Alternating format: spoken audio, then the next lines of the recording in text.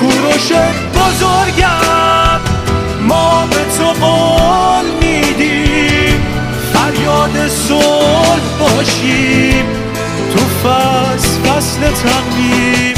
خون مقدس تو هنوز تو رگ‌های ماست، اندیشه تو نوره دنیای فردای ماست، دنیای فردای ماست.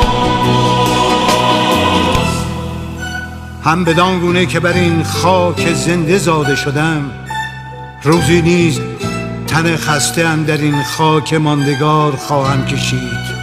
اینجا مزار مهیای من است، سرزمین مادری، آرامگاه واپسین.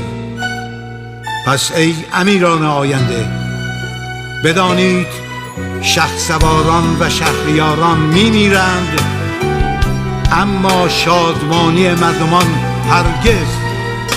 من برای صلح جهان کوشیدم. ای کوروش بزرگم، من به تو قول میدم فریاد صلح باشم تو این هراس مبهم. ای کوروش